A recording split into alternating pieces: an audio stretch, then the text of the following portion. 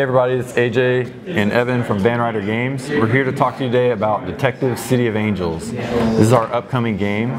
We're planning to bring to Kickstarter later this year. Very excited about it.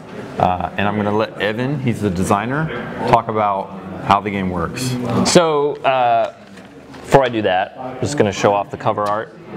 We've got Vincent Dutrait as our artist, and this is the cover of the art, so we are really excited to have him on board. He's really bringing in an amazing aesthetic to it. So, Detective City of Angels is a noir-ish, crime-solving murder mystery game set in the violent world of 1940s Los Angeles.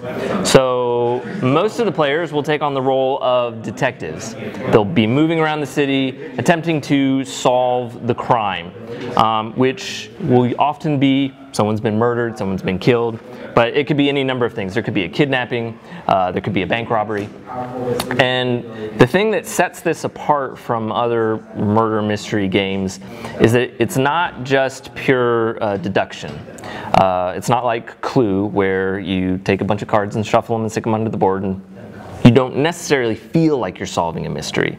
No, in this one, there is one player, which we call the Chisel, and they are facing off against the detectives. And the Chisel essentially kind of controls the case. So not only are the detectives actually working against one another to solve the case first. I mean, this is a very corrupt world, so they're hiring snitches to rat on each other, they're bribing people, they're taking evidence from the crime scene. But there's also the Chisel, who is attempting to prevent them from solving the crime. So as the detectives move around and try to gather evidence and solve the case, they also have to ask questions of the various suspects. So in this case, this is the tutorial setup, and by the way, this is all, other than the cover that you just saw, this is all prototype art. So this is all going to change in the next couple of months as Vincent works his magic. But in this tutorial, Sally Foote has been killed down at the pier, and the suspects in the case are Charlie Muggs, D. DiCaprio, and his twin brother Dumb DiCaprio. So as the detectives move around and ask questions, we have a system that we call the ARC system. It's the Adaptive Response Card System, which the Chisel will be using. A detective can go to Charlie's location and ask him any question about any other suspect. He can ask him about the murder. He can ask him about the gun that was found at the scene of the crime. And these cards are hidden. They are evidence or other suspects or other information that haven't been revealed yet. So currently, they can't ask Charlie or any of the other suspects about this. And as they do that, the Chisel has, I'm just going to show this off. Spoilers a little bit. The Chisel has a grid that corresponds to all of the suspects, all of the questions that can be asked, and all of the possible answers that can be given. Now, most of these answers are going to be the truth, but a lot of them are going to be lies or misdirections. So when a detective asks the suspect a certain question, the Chisel's going to they're going to make a decision about whether they're going to feed them the truth or whether they're going to feed them a lie. So they're going to look at their grid, which is going to give them all the different kinds of questions they can ask. And then they're going to go through a deck of response cards, like so. So they're going to take the card that they want. They're going to slide it into a little holder, and they're going to pass it over to the detective. None of the other detectives are going to get to see that, just the one that asked the question. So not only are you trying to solve the mystery, you're also working against the Chisel and trying to figure out when a suspect is lying to you or telling you the truth. So there's an element of bluffing involved. There's an element of psychological manipulation. Yeah, I mean, it just creates this really cool experience where I, as a detective, will get a some overlapping information, but in the end, I have different information than the next player has. He may have asked about some different things I didn't. So at the end of the case, everyone has different pieces of information, and if they have the critical information they need, they'll be able to solve the crime. But it's not like, kind of like Evan said, where you just kind of deduce, hey, it's, you know, the wrench in the study, or, you know, or anything like that.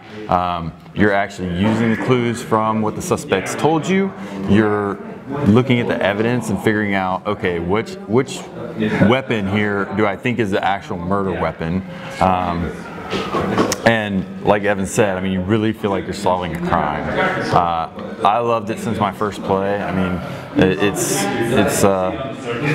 means a lot to me and Evan. It's actually one of the first games we've talked about when we met, and we've been working on this for a very long time to bring this to you guys, making sure it's as good as we possibly can make it.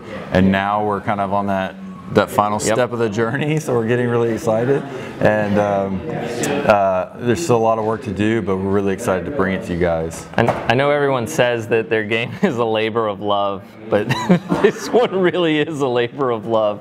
So I've been working on this off and on for four to 5 years now.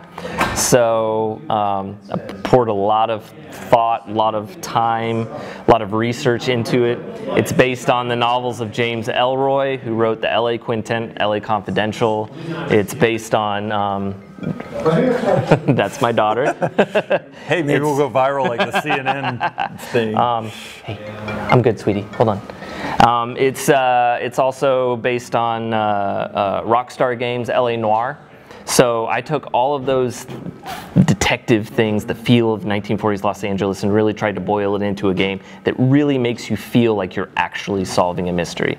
It's going to come with it's scenario based, so we're not sure what the final scenario count is, but it's going to come with a number of discrete scenarios that have some limited replayability. So it won't necessarily be one and done, but there will be some elements that you can't replay a second time. Yep, so I think that's a really good overview of Detective. So maybe we transition to telling you guys a little bit more about, in general, what we have in store for 2017. We do have some other projects happening.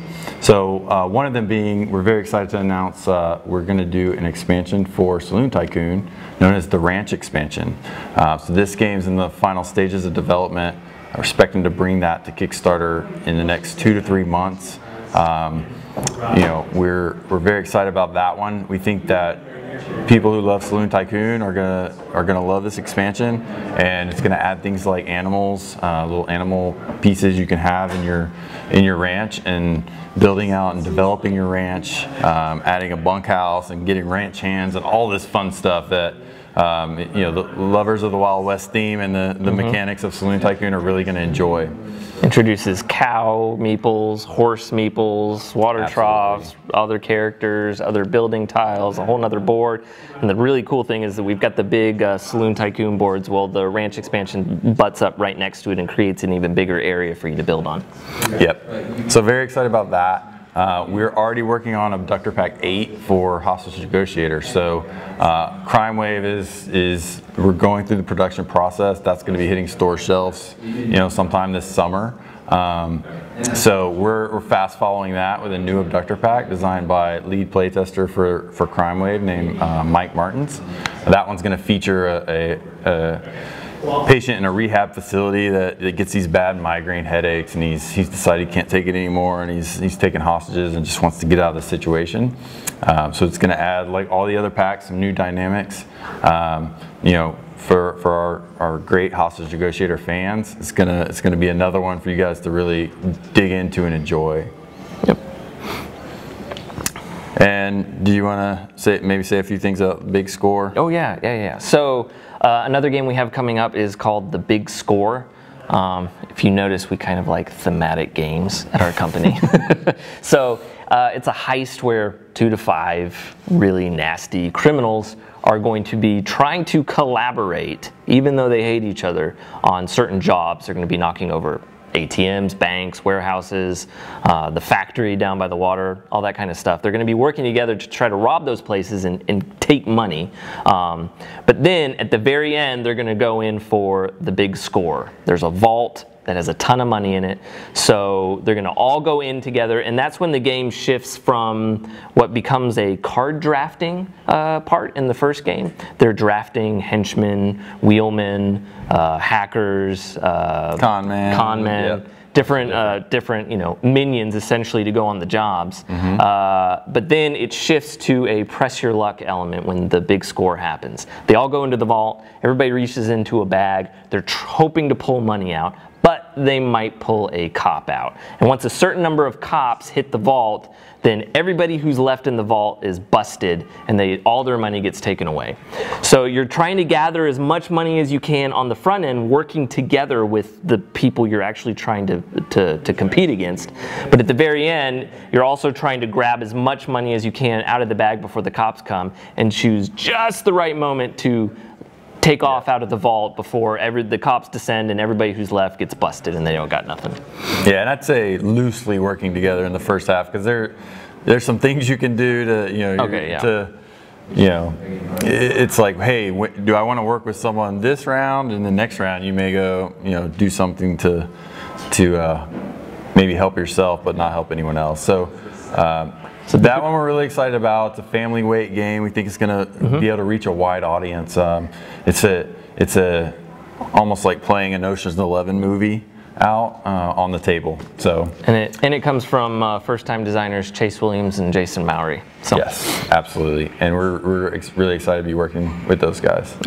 So I think that's going to about cover it. So you guys can find us. We're on the web at www.vanrydergames.com.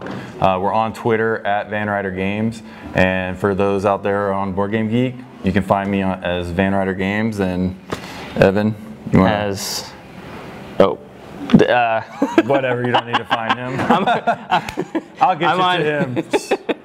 I'm on Twitter at Evan Derrick, and you can also find me on Board Game Geek. Excellent. Thanks, everybody. Thank you.